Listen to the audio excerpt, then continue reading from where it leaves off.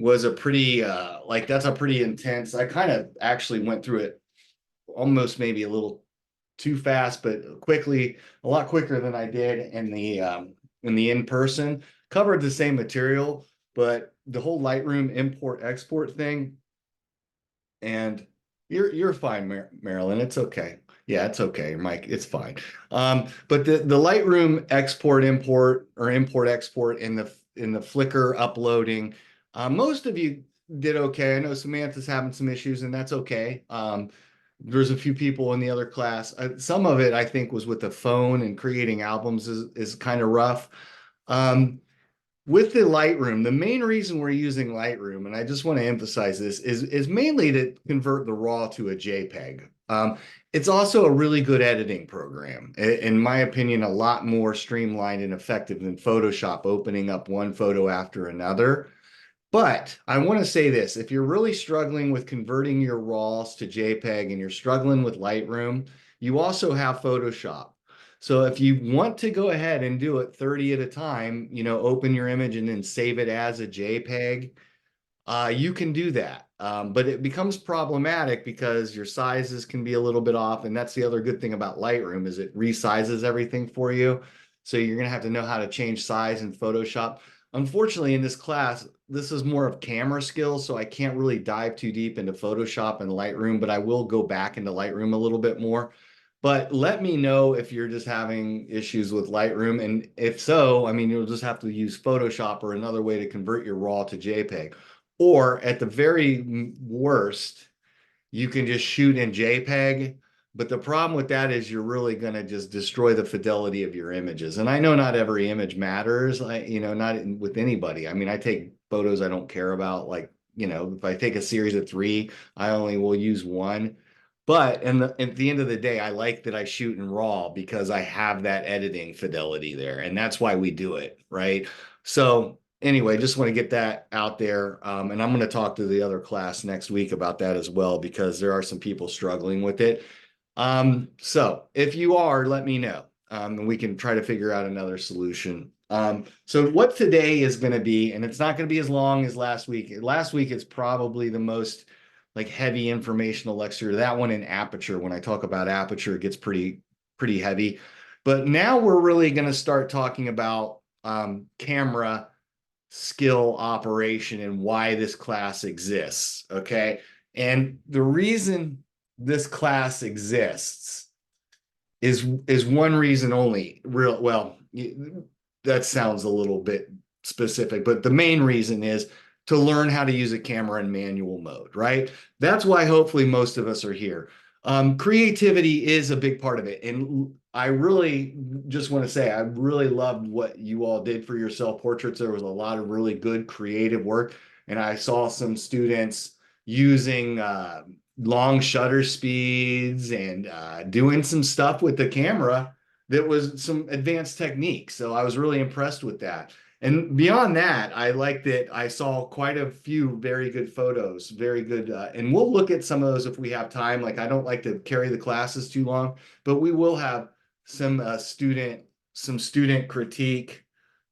Just usually what that will consist of is I'll pick out a couple of students every week that did a good job, and we'll just kind of show those, and I'll switch students, maybe a couple different students every week. So we'll see if we can do that today if we have some time. So the first thing I want you to do is get ready for this. I'm going to hold something up, and I want you to either screen capture it, or this information is all over the internet too, but I want you to either screen capture this or take a photo of it or whatever it is. But let me hold it up to the camera the right way so you can see it. But this is what we're going to be talking about. And honestly, this is what we're going to be talking about for the rest of the semester. Kind of to the point where you're going to get tired of hearing about it, unfortunately. But I don't. You'll learn it more as you go. But this is the exposure triangle, okay? And this is kind of a small board, but what I want to show you here is that this is aperture up here, okay?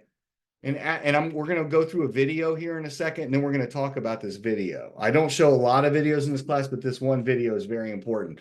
But this is aperture up here, and aperture is the hole in the lens. It's either very big, and it can go all the way to very small, and there's a lot of in between, okay? And these are the standards: 16, 11, 8, 5, 6, 4, 2.8. 3.5 is not a standard. It's in here somewhere, but you'll see that on your camera, and that's why it's written there, because it's on your lens.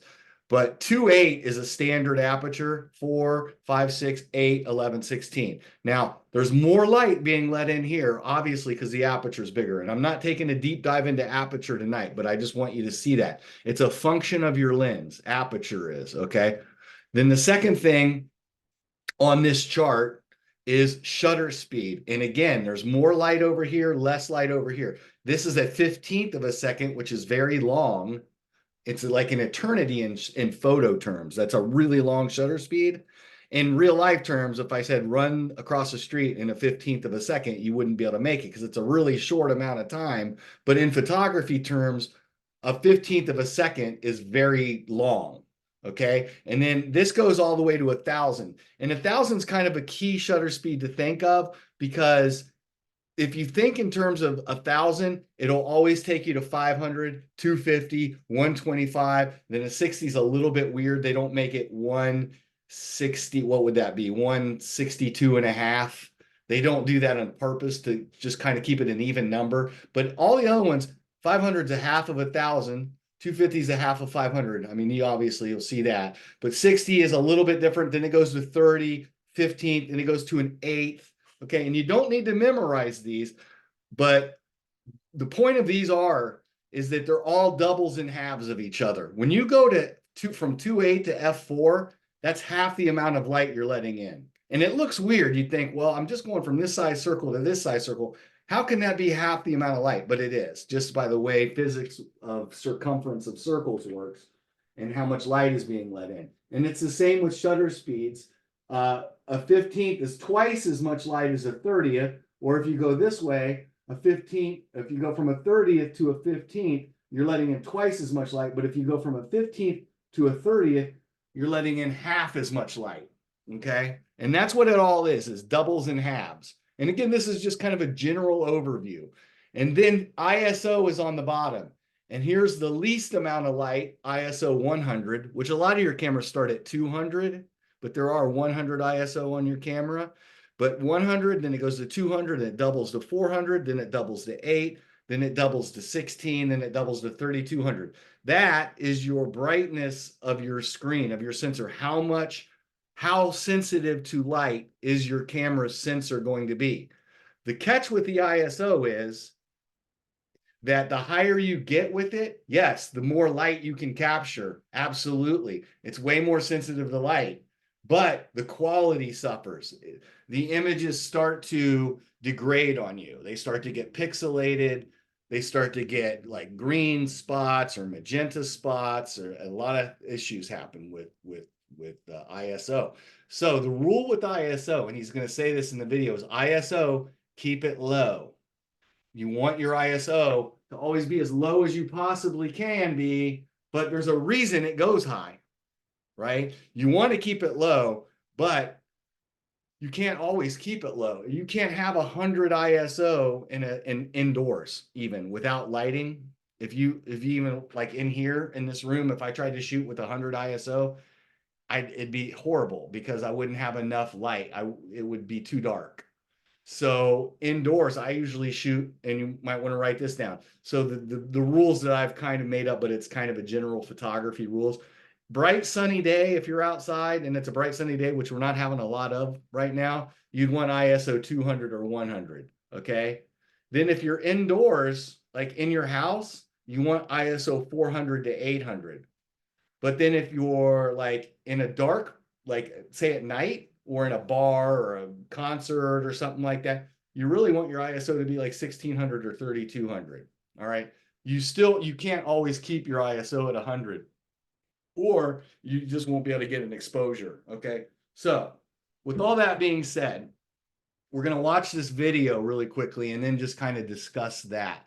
And hopefully If you have any questions, ask. I feel like a lot of you, and not all of you, don't feel bad if you don't know a lot of this. That's okay. But I feel like a few of you have had some experience with this in the past, and that's great. I mean, that's good. So let's look at this. I'm going to get this video set up here, and then I'm going to pause recording so that I don't get a copyright strike on YouTube.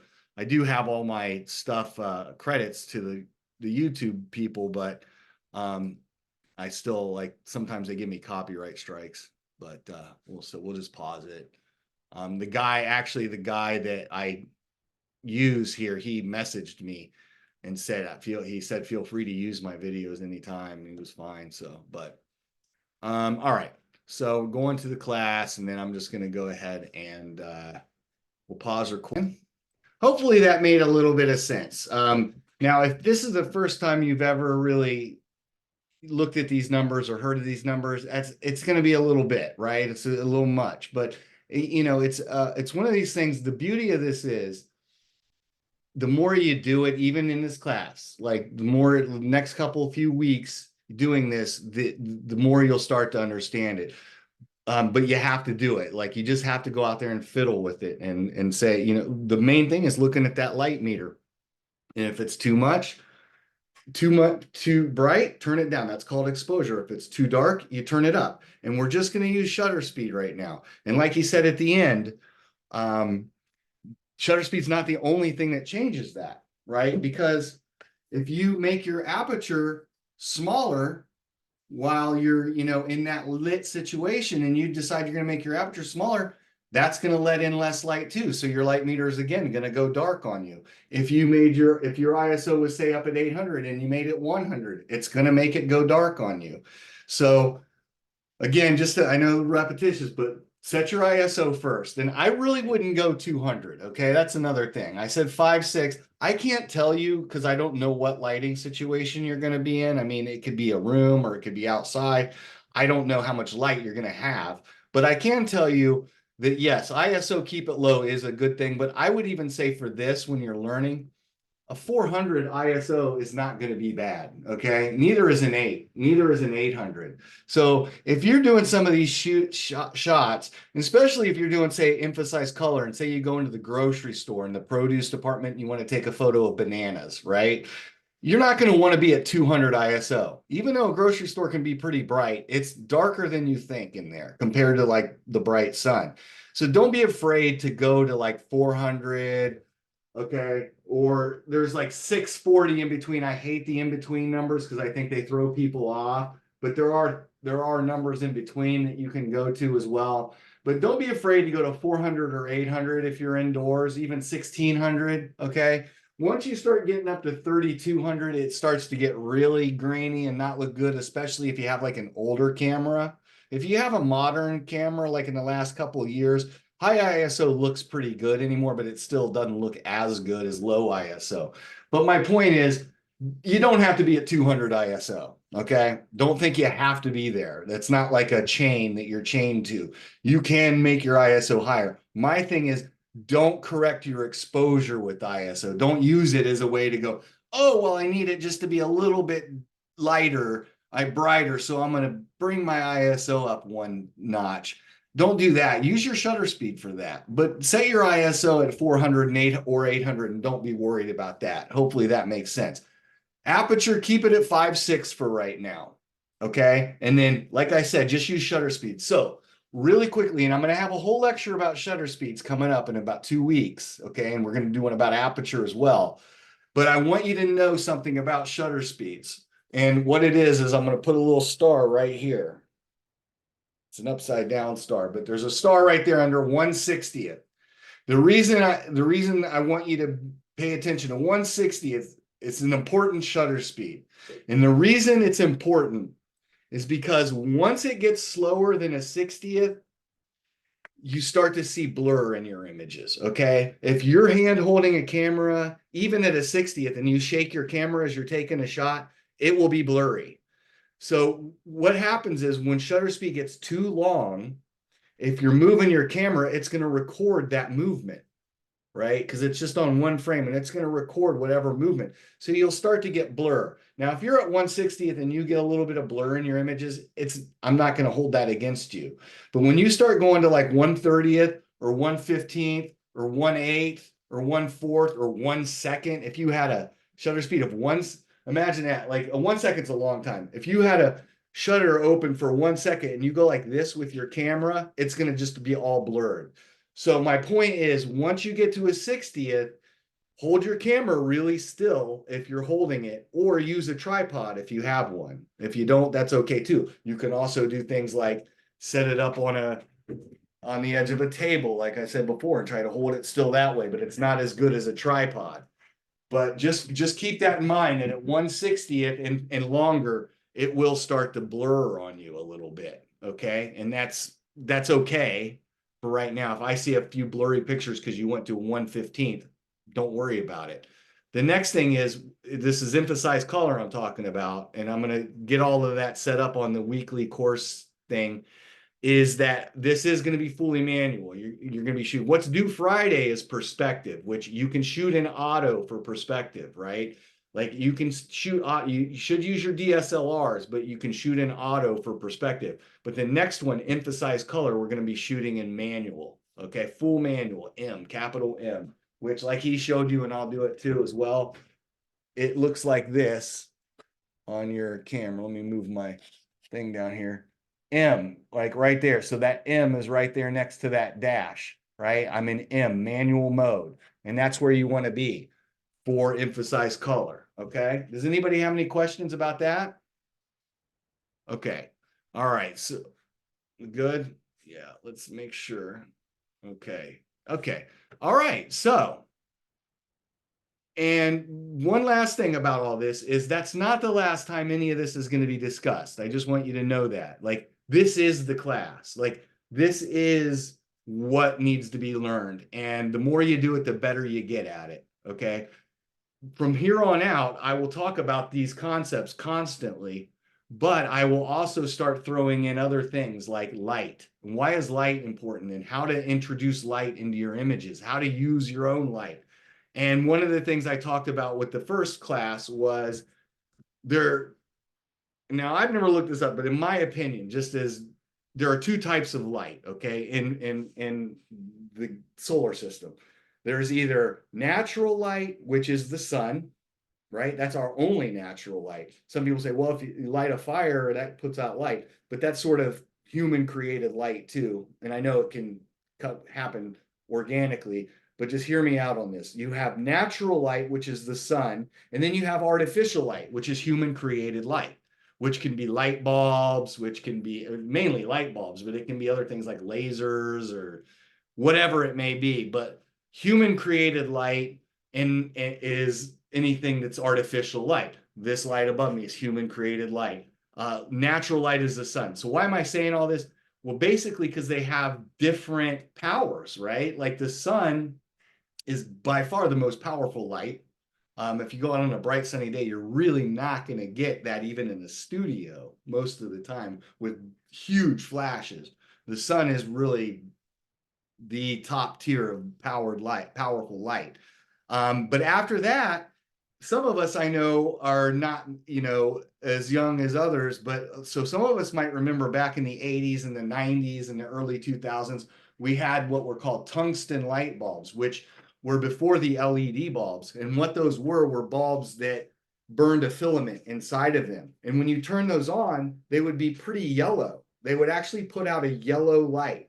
And it looked yellow. It didn't to your eyes a lot of times, but you could see it. You can't see it with your eyes, but when you take a photo back in the old days in film, you would definitely see it. Like, and I would suggest going through your mom or dad's or grandparents or old family photos from the 80s or 90s sometime and look at those photos and see how many are very yellow. And it's not because the photos faded, it's because of the light source, tungsten. And why am I saying all this? Basically, so you kind of understand white balance. It's called white balance. Now, on your cameras, you have a white balance feature. And what I would highly, highly suggest is just keep that in auto. And that's okay. Not everything has to be manual. Okay. So white balance, it's big capital W, capital B, white balance, auto. What the camera does then is when it sees that light, it corrects its color temperature to make that look decent. Okay, because you have all kinds of light sources, and I'm not going to go through the whole list, but fluorescent lights, the big long ones, those put off like a magenta.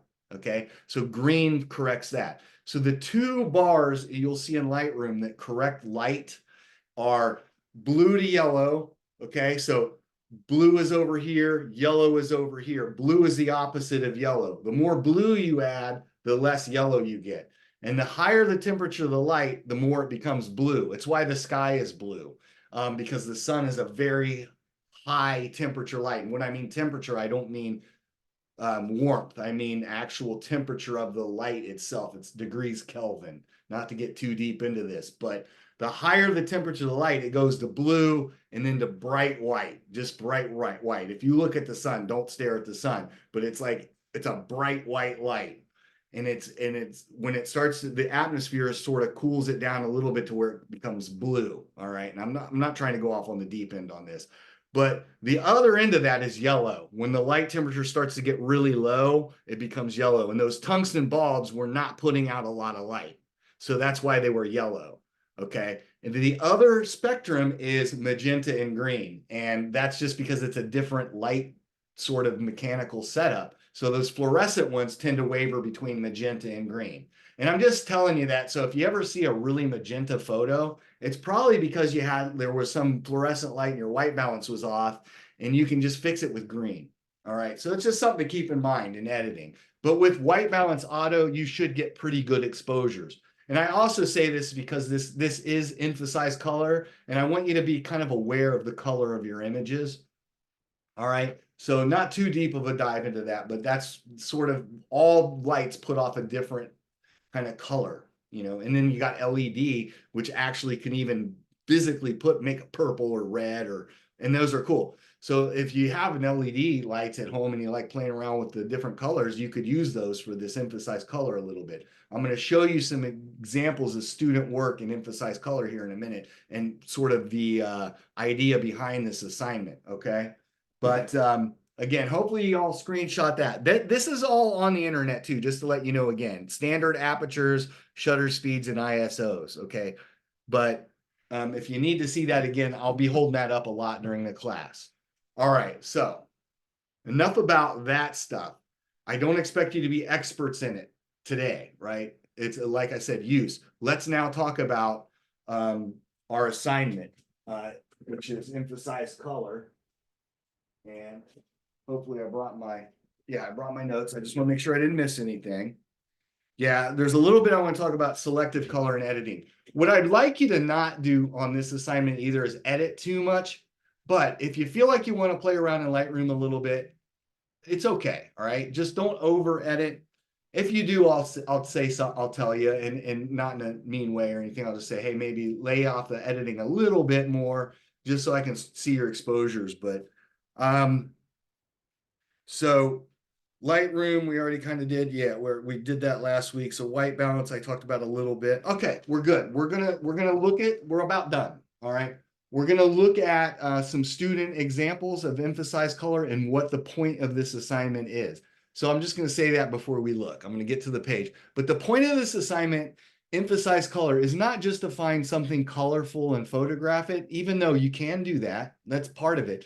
But it's more about the relationships of the color with other things in the photograph, if that makes sense. Hopefully it does. Meaning like, and this is just right off the cuff, meaning like I could have like maybe a bright orange in my photograph, and then on the other, on the other side of it, like I could have a bright yellow. And I know this is really probably the worst way to explain it. But I'm not saying take pictures of a cleaning cloth and a piece of cardboard. But what I'm talking about, even maybe from a VisCom perspective, is looking at relationships between colors and photographs, right?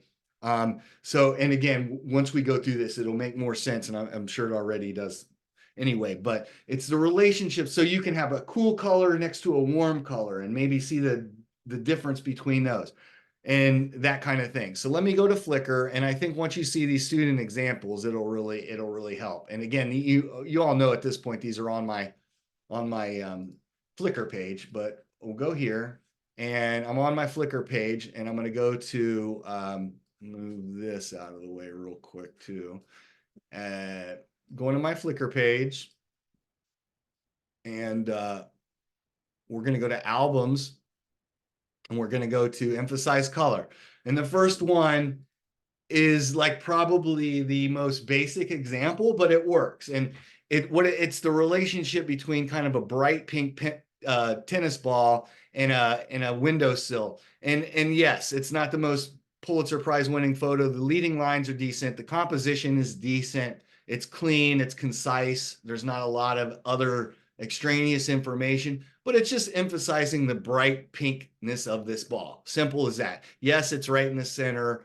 But it does work for the assignment. This is emphasizing the color of this tennis ball. Now they get a little more involved as we go through. Like this one again is kind of a yellow with some chicken wire, but the way it's lit, the way it's laid out, the way it's composed, the way it's made, the way it's set up is good. And it's really an overall yellow image, obviously lemons, but this perfectly works. The light in this is decent too. So this is the kind of stuff I'm looking for in general, but you're going to see as we go through, this is just Fruit Loops, right? But what I like about this is the focal plane is way back here. Where the photographer chose to focus was up here as opposed to in the foreground. Most photographers or most people, they usually will focus on the thing closest to them. And that brings me to something else. You don't have to use manual focus in this class. You can use autofocus. Don't think because I'm telling you you're shooting in manual that means you have to use manual focus. Autofocus is perfectly okay, as is auto white balance, okay? But here, the focus is cool that it's in a different plane, and it's just, again, it's just a amalgamation of color here, and it works, okay? And then here, somebody kind of went to the effort and painted their hands a little bit and kind of did some close-up shots of hands with paint on them. So they're emphasizing the color of this paint. Perfectly fine. And then they did another one where they sort of mixed it. So anything like this, it's all about color and photographing color. Now, this one is one I want to talk about for a minute. And this is what we call selective color. And you've probably all seen this. And I can be kind of a crotchety old photographer and be a little bit maybe too judgmental, but there was a time 10, 15 years ago where everybody was doing selective color, and they would do it in the eyes of a husky that had blue eyes, or like a rose, everything would be black and white except the rose. Now, in my opinion, as just an artist, now this is just my opinion, I find that a little bit kitschy. Now, I'm not saying if you like that it's wrong, but I think that was kind of a fad. But it's still a useful technique. I'm not saying it's like something terrible and you should never do it. But the way she does it with this way of painting in color into a black and white image, now that's cool, in my opinion. That's a cool way of doing selective color in an edit. And she's just kind of painting this orange over her face.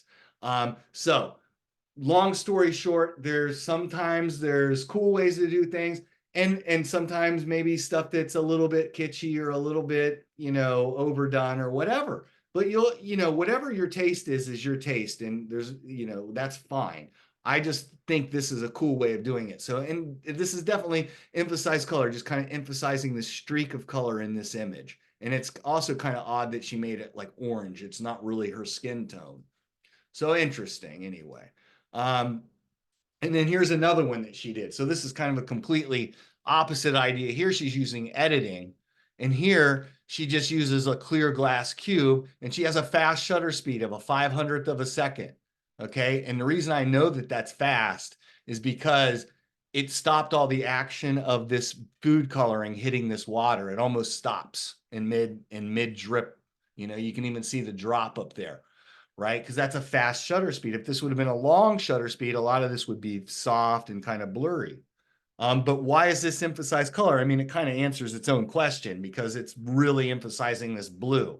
And like I told the first class, this stuff back here, like it's just a piece of poster board from the dollar store. It might be $1 or $2. And she just used a light bulb, like an LED light bulb, and set it up kind of, you can see it back here a little brighter. She doesn't have the bulb there, but she probably just had the bulb off camera just a little bit and kind of reflected it onto the back of this white. The cool thing about poster board is that it will reflect light on you. And that's good because it'll reflect light into your images and do a lot of cool things. And I can't implore enough to feel free to experiment with off-camera lights. Don't use the flash on your camera, okay? If that flash pops up on your camera, turn it off immediately. Don't use it. Use light, like off-camera lights like this, to light your stuff if you want to use it. All right. And then here's one where somebody melted crayons onto another piece of poster board. The tool, again, a really useful tool. Just laid crayons on a poster board and then a hair dryer. Just used a hair dryer. Maybe they glued the crayons down. I don't know. But they just used a hair dryer and melted them. All right. And made a really cool kind of emphasized color. Now, personally, this angle, I love the angle of the crayons here, compositionally. But in some way, I kind of wish it was more from the top down, and I didn't see any like that. But this works. This is still good. I would have liked to have seen one more sort of down on it too, but still very good. All right. And then here, she was just using a black light, and that can get really tricky because it's really dark. And I almost guarantee her shutter speed was really long. Yeah, her shutter speed was 1/8 of a second, which is a long shutter speed and a high ISO because it's dark when you're using a black light. But she still got a pretty good exposure here. So this is good too. Anything like this with paint or anything like that is good. And then this is the same person here. And then she did this showing like a little pin light through a slinky. So really the overarching theme on this is color, but it's almost more than that. It's light and what you do with the light and how you use the light to make a good image. Okay. So in here, I love this one. It's just really kind of whimsical and nicely, it's just an abstract piece. Don't be afraid to take photos of things that don't make sense. It doesn't have to be a person or a car or whatever, a dog or a cat or a house. It can be stuff like this. So this is always good. And then here, this is just a wall, I think, up there in like by the Fifth Third Field in Dayton. Like they built some new apartments up there a while back. And what I like about this, not to go on a rant about this, but graffiti and colored walls and stuff where other people have painted them, if you're not careful, you'll just be photographing what somebody else did. Okay. And what I mean by that is a lot of people will photograph graffiti. I see it a lot. And I don't mind that. But if you're going to photograph graffiti, make it your own. Make it, now I'm not saying make the graffiti yourself, but I'm saying make the photograph what's kind of important, not the, oh, look how cool this graffiti is. I took a picture of someone else's artwork. Instead, compose it in a way, like get close up or compose it in a way to where it becomes your photograph of that graffiti. Like this is like that, right? This is their photograph of this wall painting. It's not necessarily saying I'm documenting this wall painting. It's saying I like the way this compositionally lays out and it's my photograph. So think about those kind of things when you're shooting. And then here, this one's, you could say is not as strong, and I kind of agree with that. But again, it falls into that category. You're not going to have home runs every time. And I use this as a student example. It's not a home run, but again, it is emphasized color. It works. It's showing the differences in these colors. It's doing what it needs to do. So it's perfectly okay. And then I love this one. I would consider this one a home run, mainly because the composition of it. They didn't go, oh, I'm going to put the whole sign right in the center and I want to photograph the whole sign. No, and the sky is very dramatically blue behind this yellow. So it's just a really nice transition between that blue and yellow. And I like these kind of spots on the sign even. Everything about this. I love that the corner of the sign came up. They didn't just cut it off right here at the corner. They left a little bit of this edge of the sign to be able to, so you can see it coming down this way again. And where the arrow is cropped off, it's actually composed really well, just from a feeling perspective. And what is composition? Sometimes it is just the vibe, the feeling you get when you're looking at it. Does it sit right with you? And for me, this does. This sits right with me compositionally.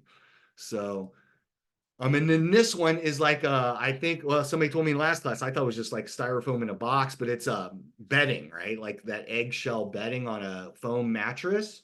But what's so cool about this is the light. Again, It's almost always the light, but it's how the light comes across this image and sort of hits these little peaks and valleys and then creates the shadow in between them. And it almost makes this look like either a little pretend like cardboard cutout animation seascape, or like a sound waves, or like even like you could say like a little mountainscape, even though they're all pretty consistent with each other.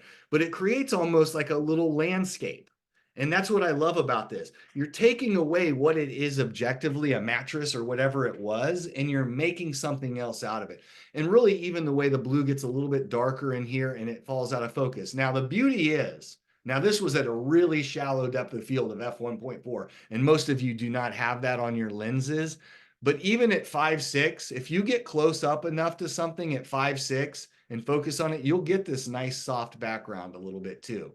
So don't be like, please put it at 5.6 if you can, if you remember, because that will give you some of this nice soft background. It won't be as dramatic as it is at f1.4, but it will be sort of like this as well.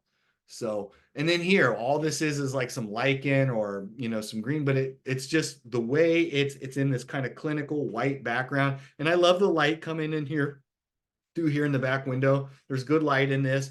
Nothing amazing or spectacular about this, but it's good focus, it's good composition, it's solid composition, and it's showing this kind of dichotomy between natural and you know, man-made or human-made, and this like light against this looks good as well. So it's perfectly fine. Green against white, nothing wrong with it. And then here's a sunset, and I can be a codger a little bit about sunsets as well. Don't take 30 sunset photos. I've seen enough sunsets to last a lifetime, and I'm not anti-sunset. I mean, sunsets are beautiful when you experience them. And I do like the barbed wire, this kind of like backlit silhouette of barbed wire over this. Just if you do sunsets, be a little sparing with it. Don't go overboard with them. But yeah, sunsets are emphasized color. There's a lot of color in sunsets, so nothing wrong with that.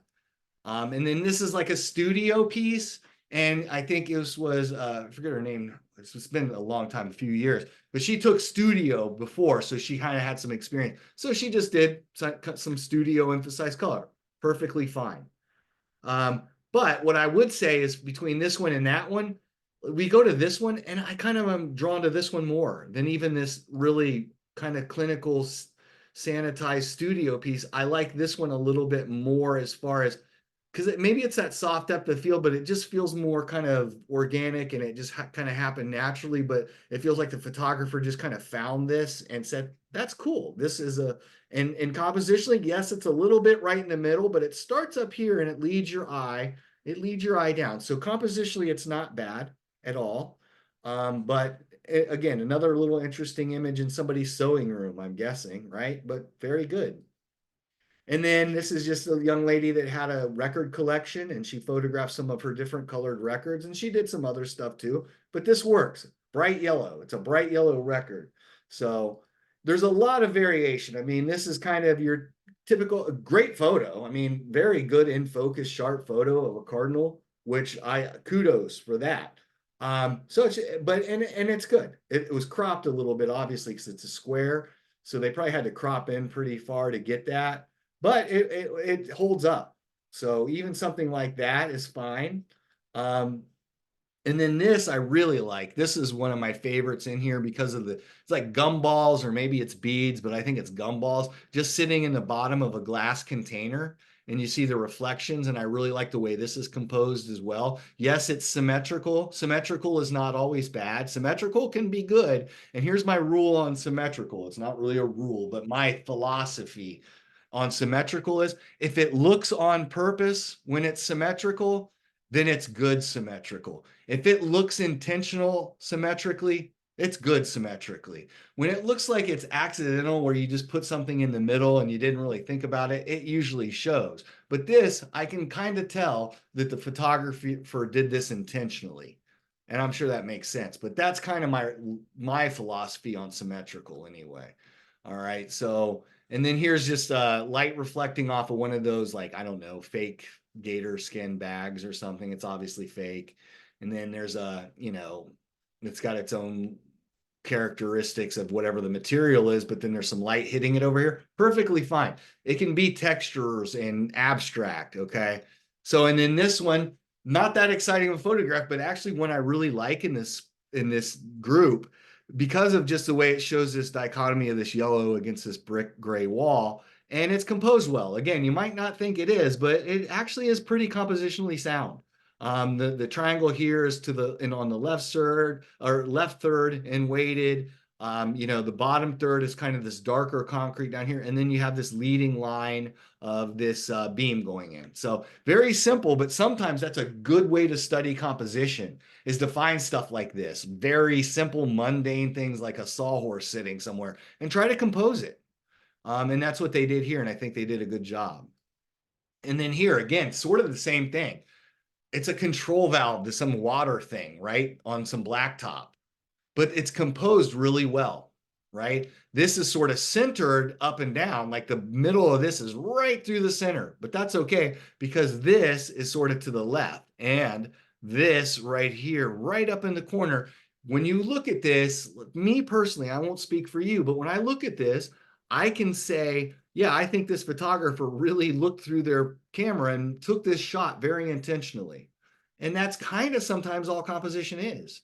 And it's laid out well. It does a good job. All right. And then we go to a cat, and it's a beautiful photo of the eyes of this cat. It's a little bit underexposed. It looks like the cat was drooling a little bit too. Mine does that too when I pet him. Um, but it's a little bit dark in here, you know, and I'm not really, again, that concerned about exposure. And it also looks like they changed the background to black and white. I could be wrong on that, but they might have just, you know, used a brush filter and black and white, made that black and white. That's okay, but I'd rather you try to stay away from editing as much as possible.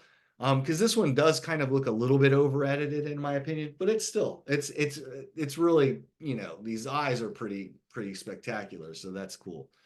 And then here, another eye photo, but now of a human, probably a self-portrait. I think this was a self-portrait, but she's really just getting close up on that, on her mascara there. And that's just a bright blue, and it kind of stands out against the wall and against her skin tones, and again, really even against the green tone of her eye there. So it's good. There's a lot you can do with this. Like there's tic tacs on a mirror. Mirrors are always kind of fun to play with. Tomatoes, again, well composed. They didn't just put the tomato basket right in the middle of the frame and, you know, shoot the tomatoes that way. They kind of brought off the side, and they use light. Again, on this one, they probably had a little lamp or a light bulb sitting over here plugged in, and excuse me, and just shone light on it from the left side, and you get these nice light. Does a lot of things, you know. It just creates a little bit more dynamism in the image, like on this edge of this basket, and on the tomato here, just this little splash of light here, and this little splash of light back here. Light makes photography really dynamic and is very important.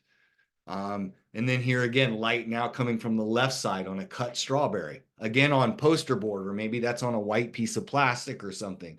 But either way, when you have the simplicity of background and then you bring something colorful in, it really, really kind of emphasizes that color. So, and then this one I really enjoy as well. I love the shadow that it creates, but you can see by, if you're ever curious of where the light's coming from, all you got to do is look at the shadows. The shadows will tell you the story. So if I see the shadow here being cast from this pencil, I know that the light is right there and coming in from this direction. So she or he, I forget who took this, and I don't have the names, I should, took this, they had a light coming from this direction and created this nice shadow here. Okay, and then this is the last one, maybe. No, there's one more. Oh, that's the last one. Yeah, and that's kind of the epitome of it, which is good. This one's just like I don't, it's not candy, but it might be like some kind of it's not Legos, but some building set, or could be parts of some plexiglass window. I don't know, but either way, they're plastic pieces that interlock with each other. And what's wonderful about this again is a simple white background, and then taking very simple things like this and just laying them in leading lines at a diagonal angle coming into the image. Really well composed, simple yet refined, lit really well, exposed really well. Okay, 5.6, F5.6 on this. You all have 5.6, and even on 5.6, it starts to soften up back there. You will get that nice depth of field, even on 5.6. Okay, and then the last one, this is really the epitome of it. Like Mahir Patel took this, I think, last semester. Pretty sure. And all it is obviously a cell phone. It looks like it's in a case. It looks like those old school bomb popsicles. And why is it cool to me is like the dirt is just brown, boring, but it's not really because of all this texture, this amazing texture in this dirt. But then you have this phone laying just kind of perfectly in the lower right third of this image, not cut off or anything, just really well composed. A lot of action here to look at, but then you have this kind of point to draw you in and this dichotomy of brown to bright. So that's all it is, right? For lack of a better way, hopefully that makes sense, but you're really just comparing color and putting color in situations that might stand out, for a lack of a better way to say it. Hopefully those examples help you. Does anybody have any questions or comments or anything about that? No? Okay. Then the only thing I want to just reiterate is that this is fully manual now. And I'm going to, once again, I want to show you this one more time, but I'm going to update this. This is fully manual.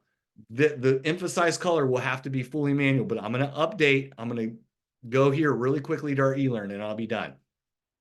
I'm going to go back to this and then I'm going to go to our class and I need to update it tonight, which I'm going to do as I'm uploading the video, is that if you go into content, okay, and you go into course overview, start here, and you go into weekly sessions, you will be able to see, now I'm into week 4 now, so I have to change this. This isn't updated yet. I'm going to update this, but I'm going to tell you week 4, and then I'm going to say perspective is due. It already says Friday, February 2nd here. I will say that what you'll do is look over here and you'll see when everything's due. Okay, February 2nd.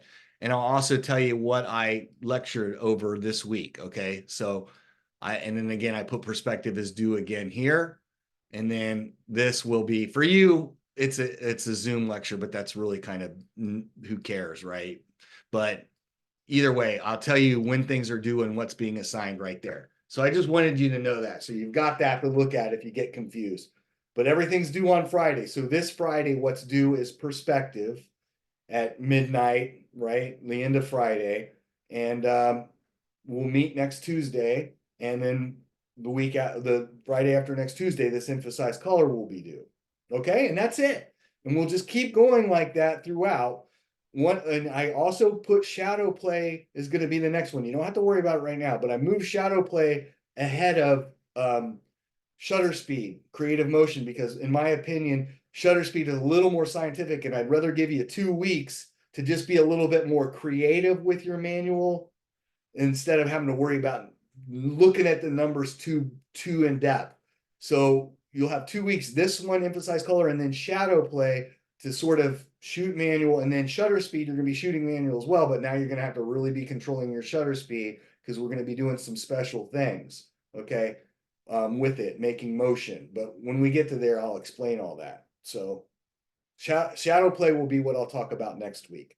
All right. So does anybody have any questions about any of that, or Allie? Yeah, I was wondering about this assignment. For this, is it okay for us to start playing with the ISO and the shutter speed just to get used to it? For perspective? Yes. Absolutely. Yeah. Yeah. I have my dad knows a little bit about photography, so he'll Right. probably be able to help me. Yeah, absolutely. Yeah. If you've got a mom or dad in the house, I had last semester in this night class, the young man had his mom was a photographer and she helped him out a ton. I'm all for that. But yeah, if you want to play around with perspective or not perspective, the settings, and especially if you got your dad in there, if maybe he can help you, by all means, yeah, go ahead. Okay. Yeah. Yeah. Anybody else?